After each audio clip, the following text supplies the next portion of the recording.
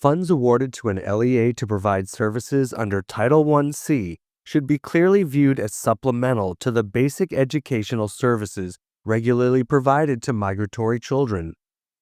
Supplementary services support migratory children who experience educational disruption, cultural and language barriers, social isolation, and health-related problems, with the goal of closing opportunity gaps that inhibit their ability to succeed in school.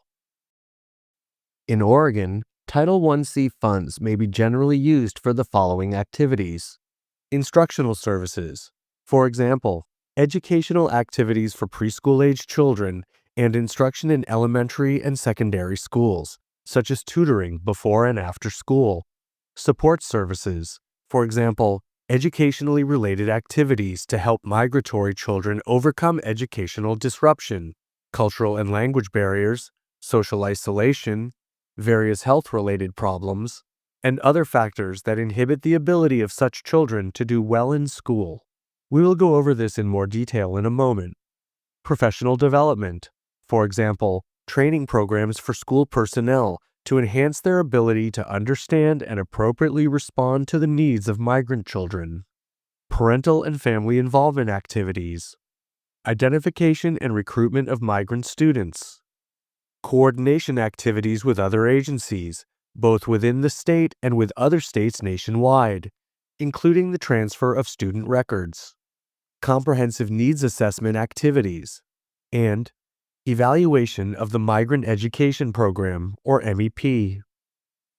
When implementing the allowable activities for the MEP using Title I-C funds, there are some limitations when it comes to the allowable costs that can be charged to the grant.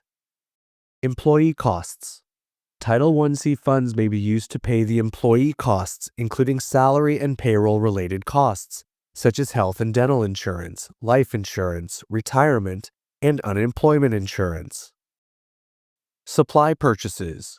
In Oregon, supply purchases should be limited to no more than 10% of the total project budget and must be purchased for Title I-C students. Equipment purchases. In Oregon, equipment purchases should be limited to no more than 10% of the legal project budget. The purchase of equipment in itself does not constitute a valid Title I-C project. Equipment must be purchased only for Title I-C identified students. Equipment purchases must relate directly to the program proposed in the project application. And legal expenses. The cost of legal expenses required in the administration of grant programs is allowable. However, if it is found that under the agency's procedures, those fees were not within the scope of the approved application, then the fees would be unallowable. Except for the indirect costs provision, allowable costs are those that relate directly to the Title I-C program and its students, and may not pay for expenses for other programs or non-migratory students. For example, school-wide and district-wide tests are not allowable costs. Expenses incurred prior to project approval by ODE cannot be charged to Title I-C. Title I-C funds may not be used to construct school facilities. Now, please return to the module for the next learning activity.